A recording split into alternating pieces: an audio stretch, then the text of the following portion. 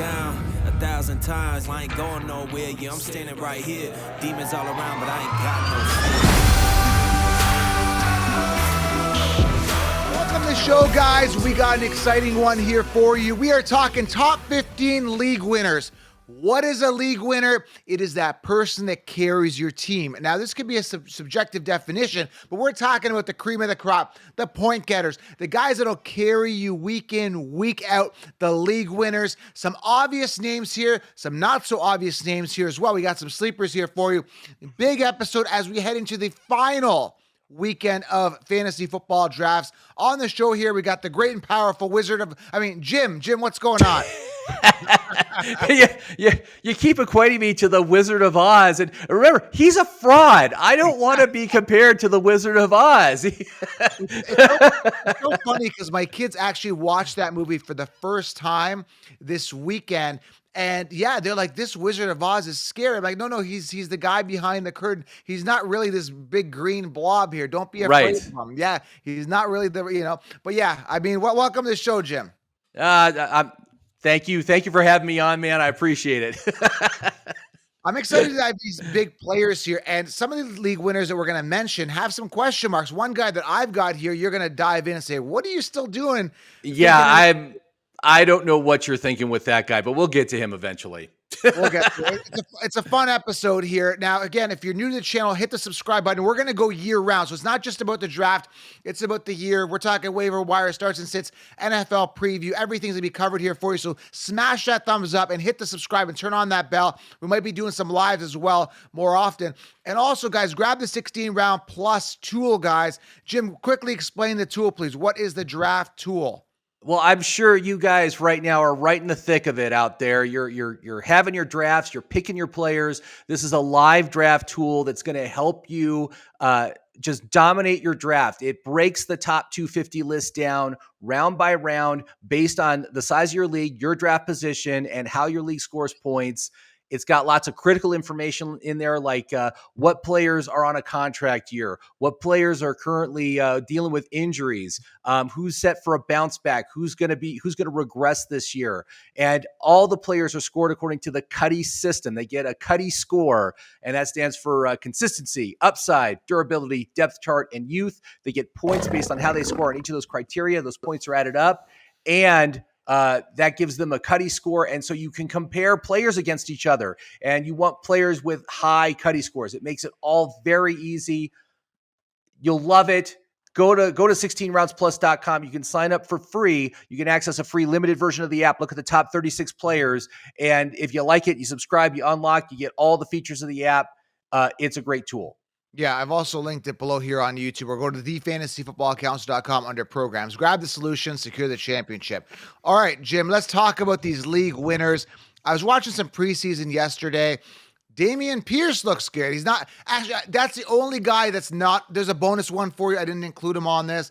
Dameon Pierce, love him, love the value. Coming off, he's a 19th running back amongst running backs, ranked right down the Concheapsis, round 4, typical ADP, might slip to 5. He ran hard yesterday, man. And CJ Stroud, the breaking news, I think I got it this morning. CJ Stroud is going to be starting for the Texans. That could be exciting. That is not a surprise at all. I'm glad to see it. It's an exciting beginning for this young player, and certainly there's a lot of promise on this team. There's another player on Houston that I freaking love, and he's on this list today. So we'll talk about him later as well. You know, just real quickly, I just don't feel Davis Mills really got the chance. If you look at what I mean, his team was awful last year, and you look at a guy like Derek Carr, 9 years, no playoffs. Davis Mills gets 1 year with a terrible team and doesn't get going. It's kind of sad for Davis Mills, right? Well, I just don't think he was ever anything more than a backup quarterback. He was never starting material. He didn't have the draft capital either. CJ Stroud basically he's going to be the starting quarterback on this team for the next 4 years, guaranteed. And because they spent a first round pick on it, they spent a top 3 pick on him. Yeah. He is going to get his shot, and I think he's going to be good. I think we're going to see some nice improvement on Houston this year. But, last year they had good players. They had some good players. They had Pierce last year. He was good. They had Brandon Cooks. He couldn't do crap. I think it was just the limitations of the quarterback. I just think the quarterback couldn't swing it. All right, let's dive into this. The first league winner that I absolutely love, I've got him on all my teams, And let's define league winner, Jim. What would you say the league winner definition is? For me, it's like someone who is that anchor, the consistent guy every week. Now, some people could say, well, a league winner is a guy that, was in my playoff game and then he just came alive that game and scored 100 points. That is definitely because you win your league based on the performance of him that game. So again, it's a little subjective in what a league winner is. I just define it as a guy that just anchors your team. And again, he has a couple inconsistent games. That's okay. But overall, that's the person you can rely on every single week. He scores top, like for example, Pat Mahomes. He's always safe. He's always solid. He's always giving you those great points every single week. You need a league winner like that, a guy that's going to be an anchor. Don't you agree that that should be the definition of a league winner? Yeah, what I would say is it would be a guy that significantly outperforms his draft position, right? So if you draft a guy as, let's say, your RB3, and he is an RB2 during the course of the season, that's a league winner. And if he significantly outperforms his draft position, a couple examples would be guys that went in the 4th round last year, like Tyreek Hill, and they're actually like an elite 1st round option. That's definitely a league winner. Someone that gets you all that additional value from that draft position. So that's what I would define it as. All right, a couple of definitions. Either way, these guys are the cream of the crop, the best of the best. So the first guy I like is Bijan Robinson. Got him in all my leagues. Absolutely love him. He's going to carry your team. He's going to anchor your team. He's going to get it done in the receiving game. He's going to get it done in the rushing game. He runs in. He runs outside. He's dynamic. He's got very soft hands for catching the ball. Great hands, sticky hands, whatever you want to call it. I don't know if that's even a proper term, sticky hands. He is primed for a big year. And we know the Falcons ran the ball out. I mean, this sounds like a broken record at this point in the game. Yeah, we've talked about Bijan so much. We're just gushing over the guy.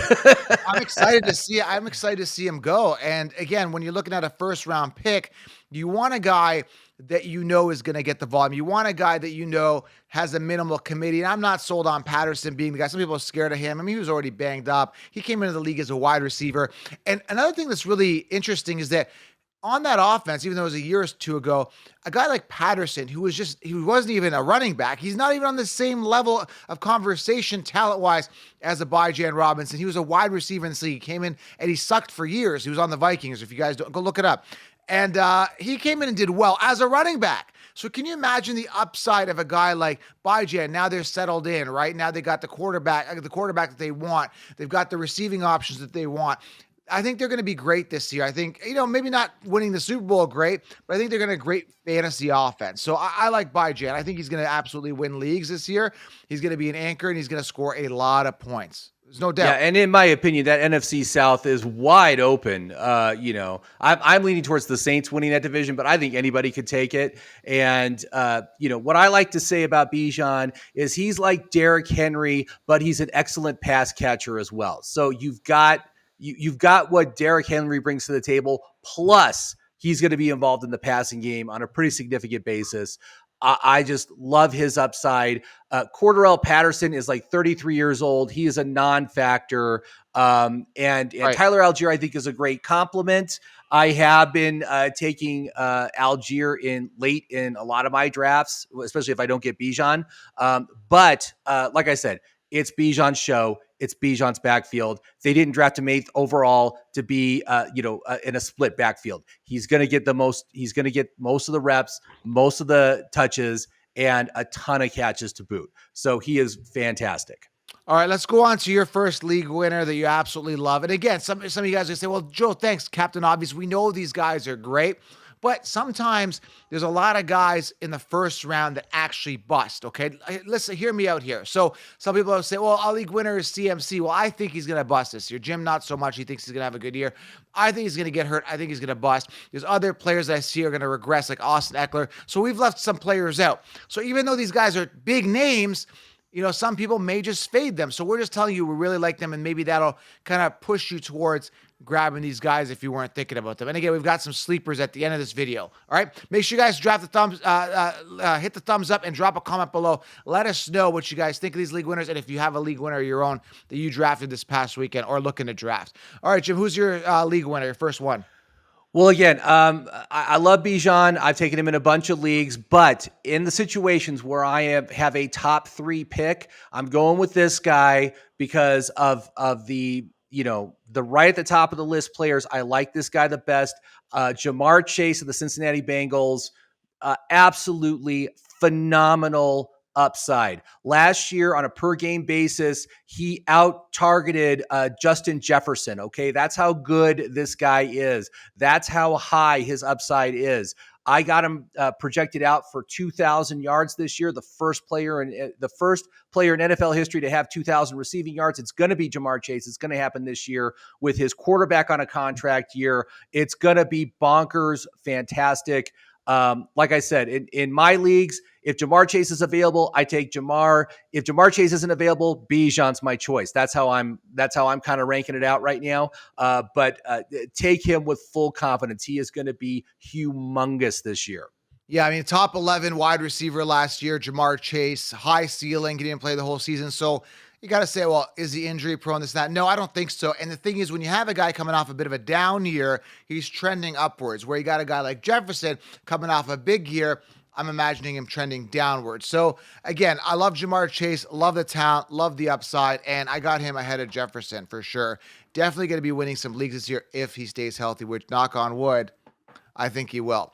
All right, my next league winner here, typically coming off round 2 to 3.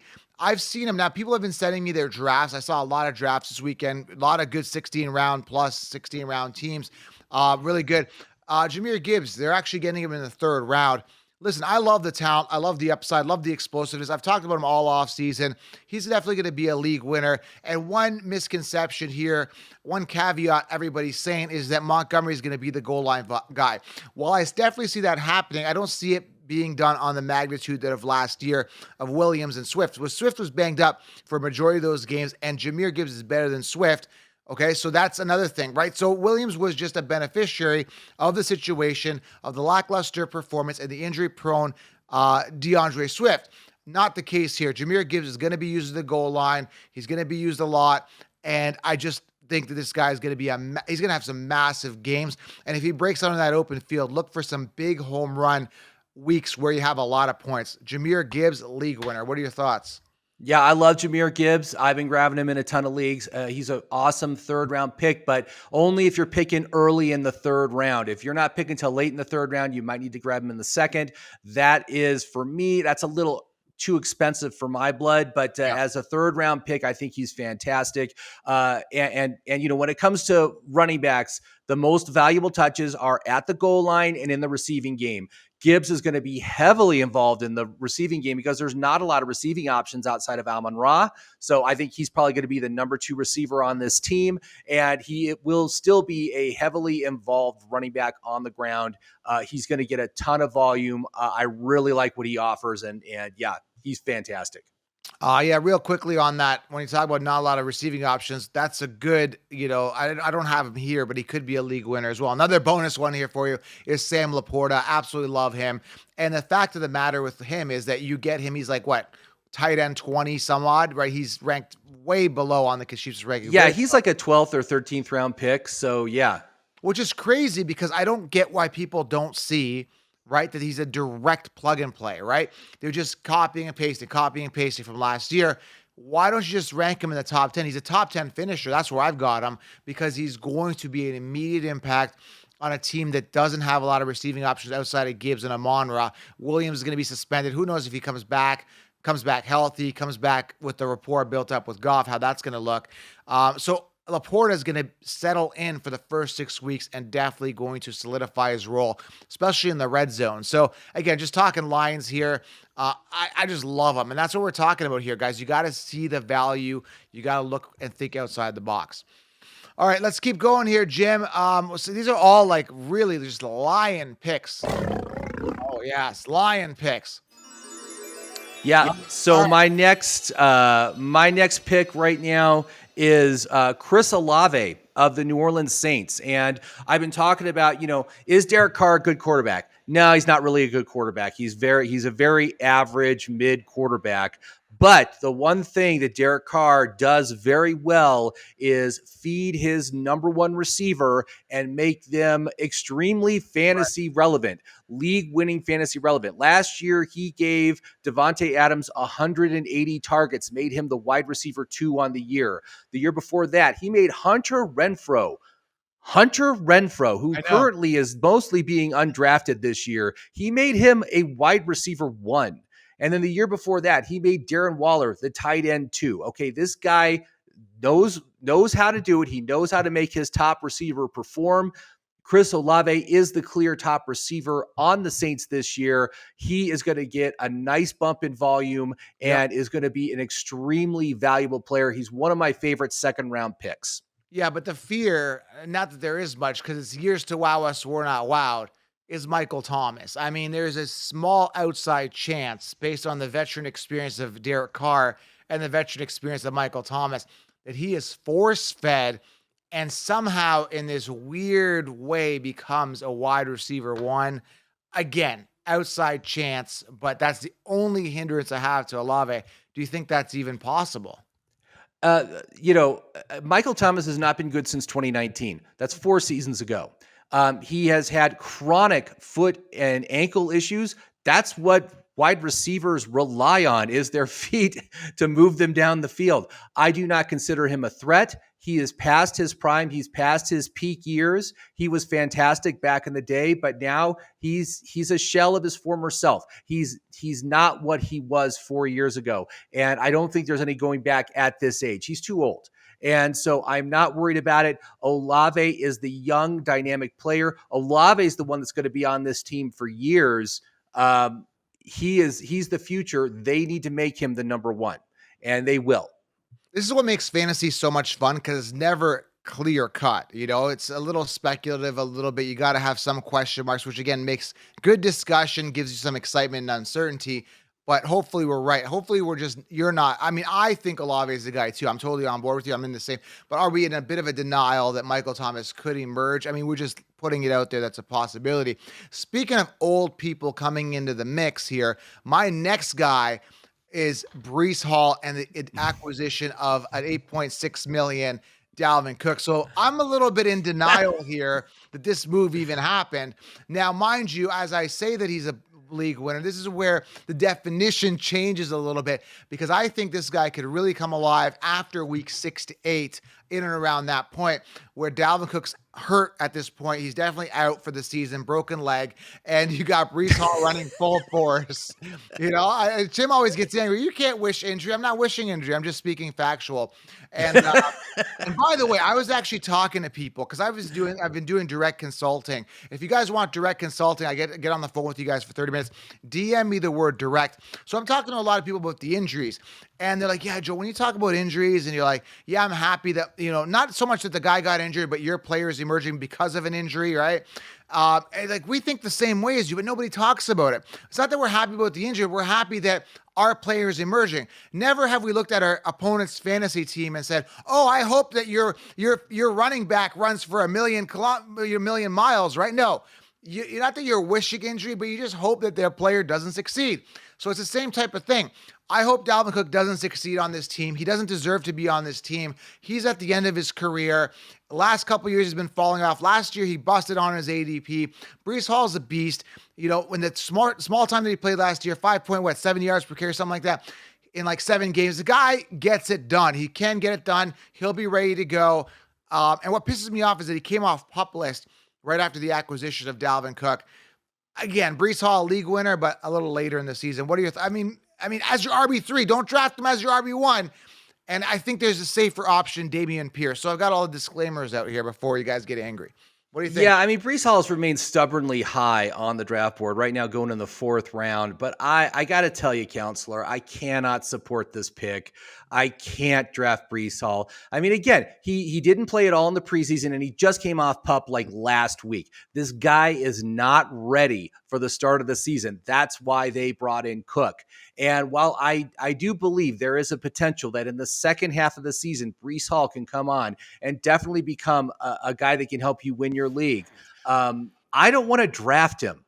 My thought on Breece Hall, and this is what I think everybody out there should do, pass on drafting him, but look to acquire him during the season. If it starts out and it's like 80% cooked because Breece isn't ready. He's coming back from that knee injury. You're going to be able to get him cheap, like week 3, week 4. You're going to, the team that has him is going to be in a freaking panic mode. You can offer, some nice, decent value for him. Get him on your team at that point, but I would not draft him. So that's where I'm at. Again, what's really ignorant, I just despise the Jets for this. What's really ignorant on the fact of what the New York Jets did, they brought in Cook when they don't really need him. They've got Michael Carter. Total disrespect to him. The rookie who was drafted in the 5th round, Izzy Abakanada. Hopefully I'm pronouncing that right.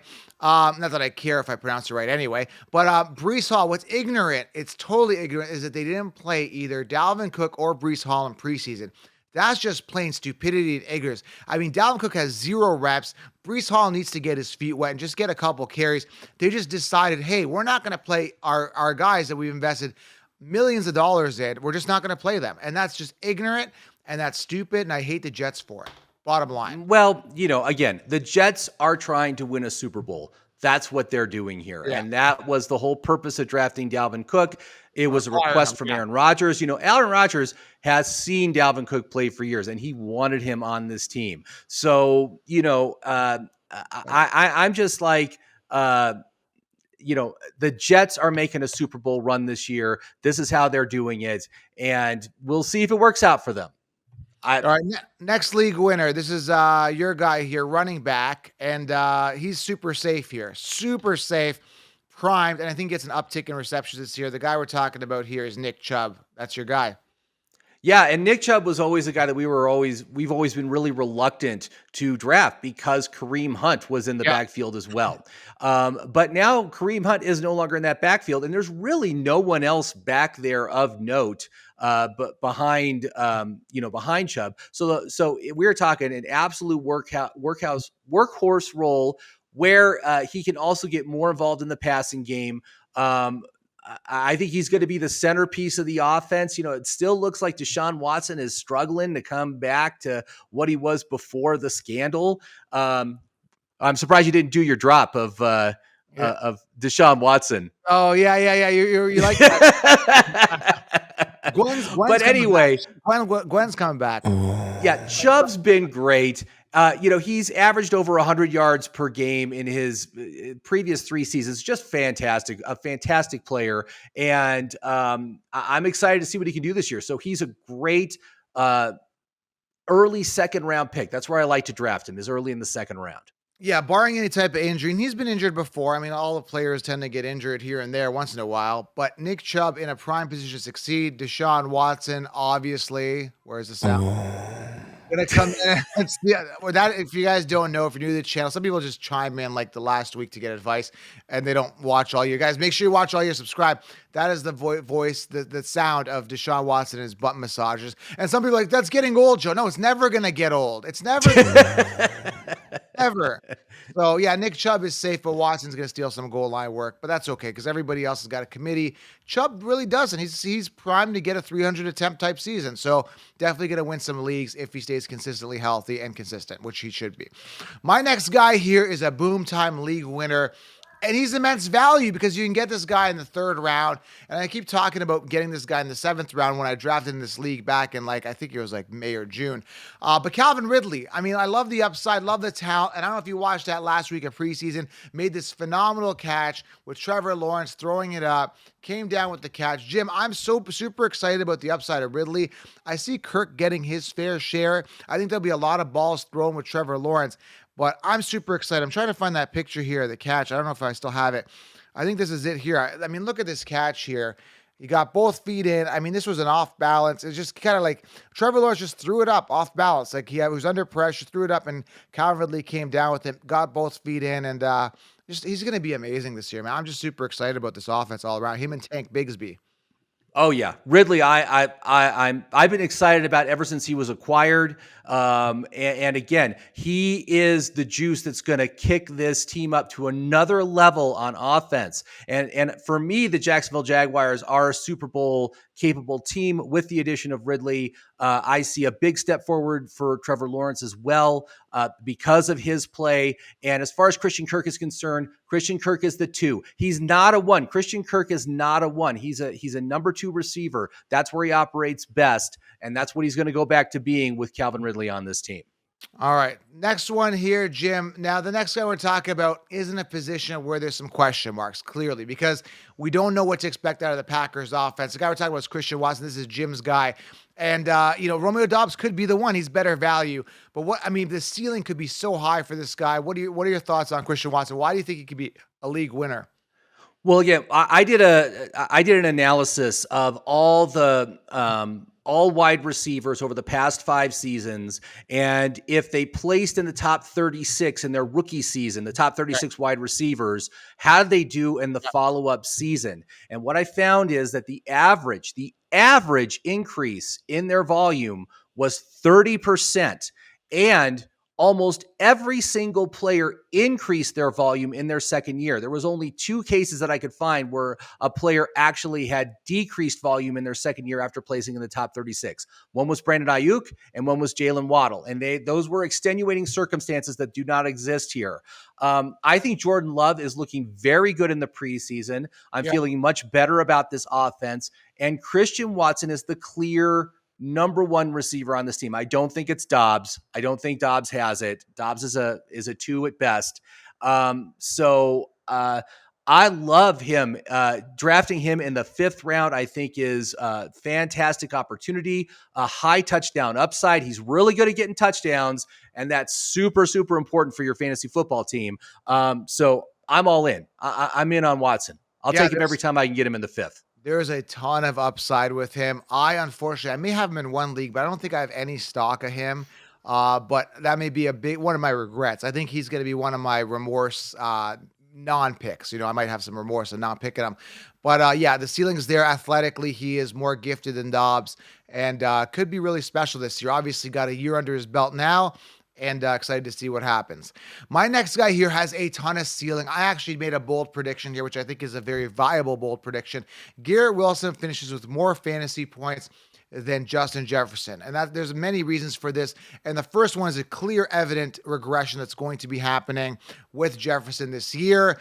Again, coming off such a high pinnacle year, it's very rare and unlikely he duplicates those numbers or exceeds them. They got Addison there, who's a capable guy. They drafted him, I think, in the 1st round. He's going to be used a lot. They got Hawkinson. They got other options there. And they don't have that running game that they did last year unless they bring in somebody else. I'm not sold on Madison being as good as that upside of Cook there. So anyway, Garrett Wilson, I think he can be just as, if not better than the way Devontae Adams was years ago. Aaron Rodgers looks like he's ready to go.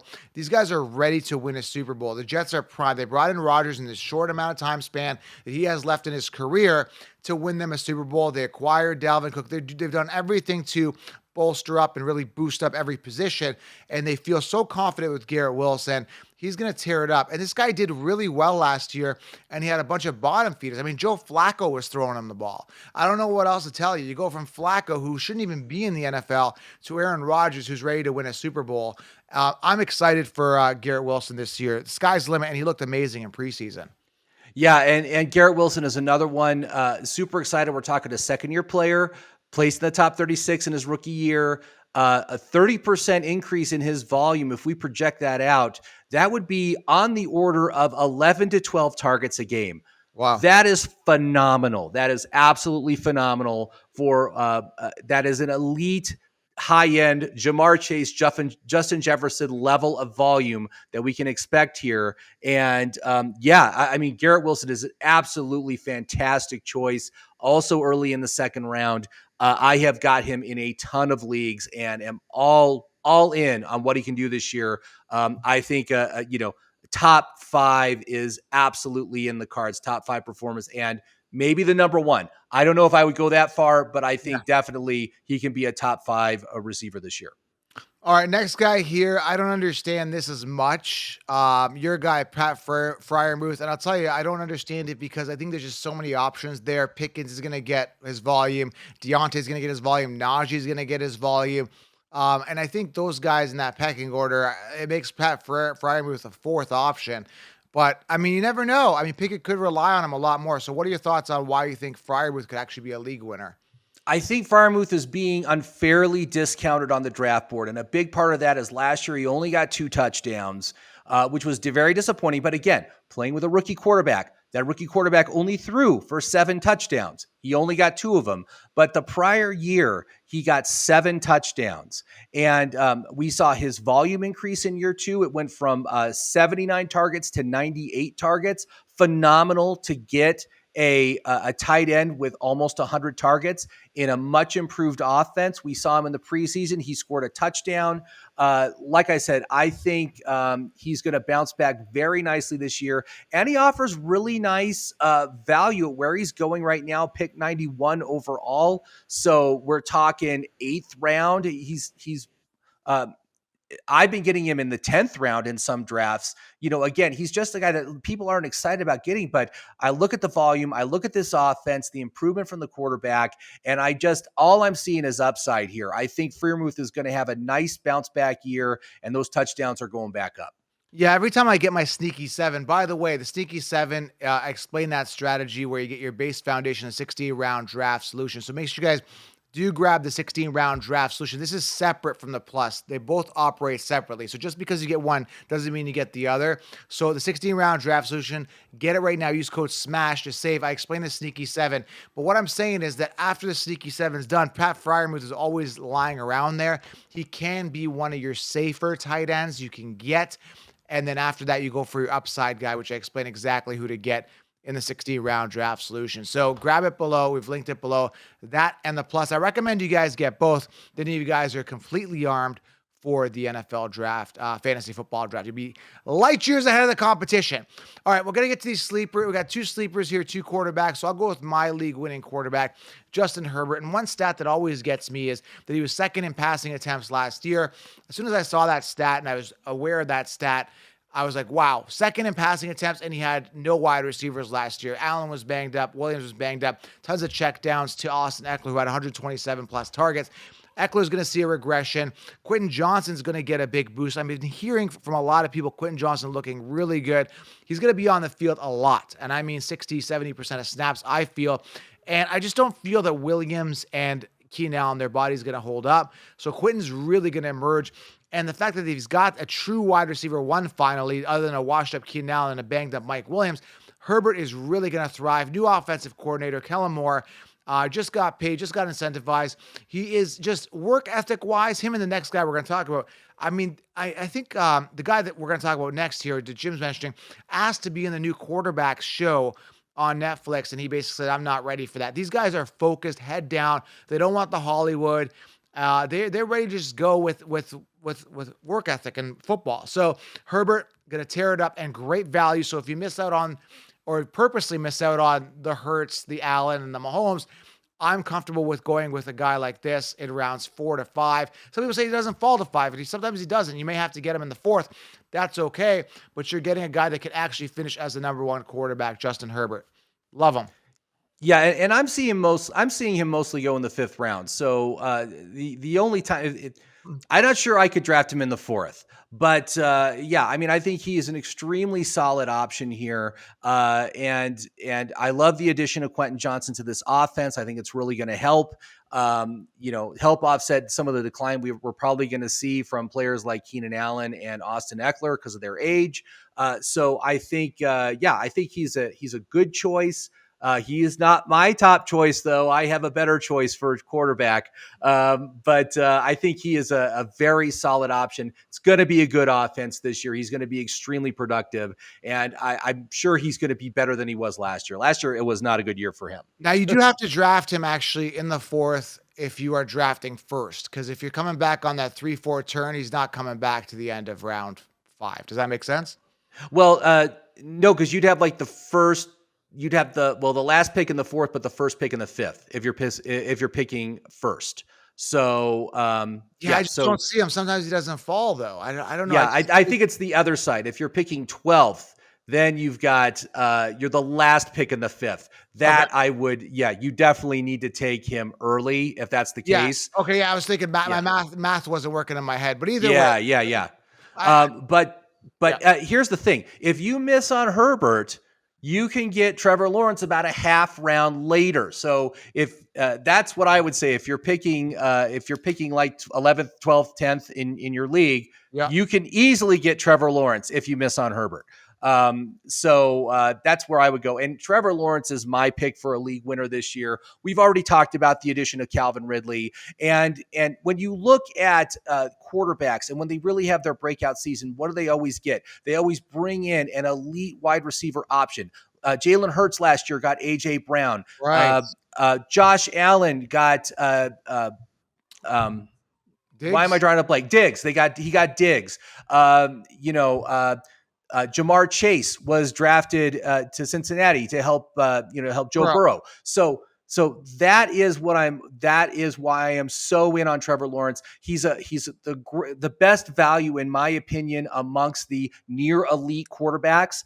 And frankly, I don't like taking the top 3 quarterbacks this year. That you just got to take them so early. Either the late second or early third. I'd rather get other players, but these guys you can get in the 5th or 6th round are such awesome value that I love them, and I'll take them every time.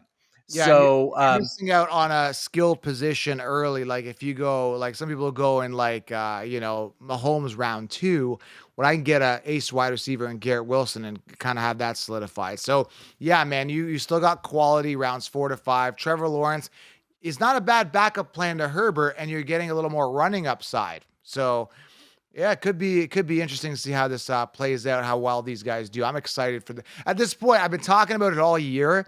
I want to start. I'm just so done. What else can we say about these guys? Get these guys. Get them. All right, we got 2 sleepers here. Again, make sure you grab the 16-round plus tool and the solution. We've linked them below. 2 sleepers to go. You've heard us talk about these guys, but they can be absolute league winners, and you can get them with your last pick. My guy here is Deuce Vaughn.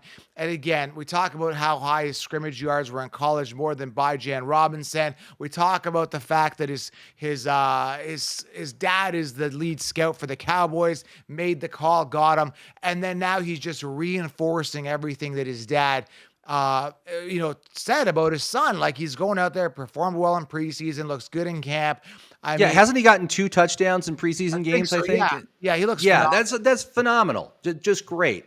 He was good. so good at Kansas. Was it Kansas or Kansas State he was at? I can't remember. I think it's Kansas. Yeah.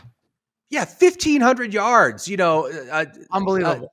Amazing amount of touchdowns. He's a little guy, but man, he's quick and he's wily. I mean, he was very elusive on the field there when he was playing.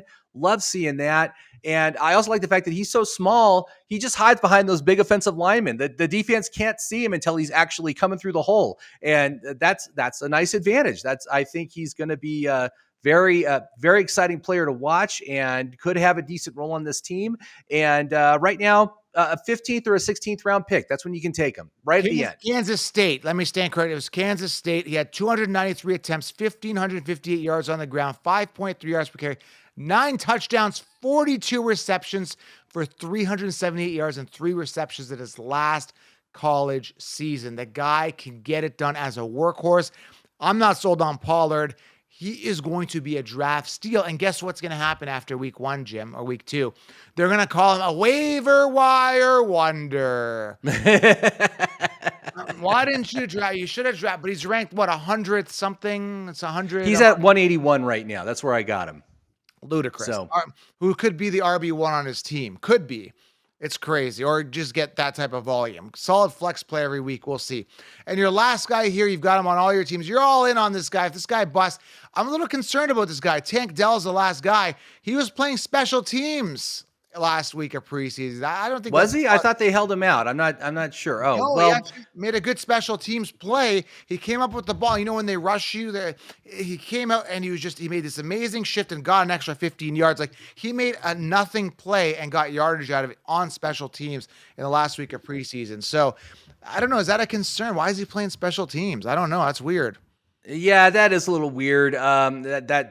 That doesn't excite me for news regarding him, but it is important to note that in the first preseason game, he was targeted 8 times, got 5 catches in limited action. And again, he's the slot receiver on this team. He is the emergency escape valve for CJ Stroud, and CJ Stroud requested him to be on this team.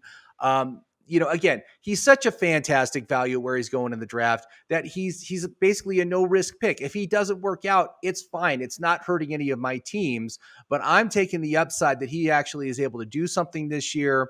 Right now, you can get him in the 13th round, maybe the 12th round in some cases, but that's where I'm typically targeting him. And again, this morning, guess what?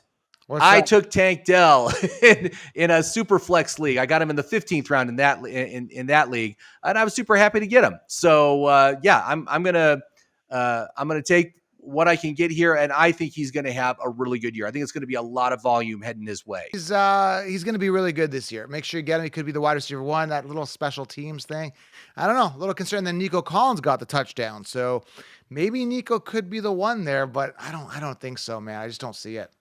It's going to be tough regardless. With a rookie quarterback, it's always tough to get a fantasy-worthy production out of him. That way, if you get the one that gets the most volume, that's your best chance to get a fantasy-relevant player that you can start every week. And that's what I'm going with Tank. I think it's going to be Tank. So, again, Nico's a guy, years to wow me, I'm not wowed. That's where I'm at with Nico. Same here. All right, guys, some fantasy football league winners going to help you guys with your draft. Make sure you guys subscribe, thumbs up, and man, I'm excited for the season. It is almost here. Well, last week of drafts, get the 16-round plus tool. We've linked it below. And Jim, thanks for being here, man. This was a lot of fun, a lot of good talk.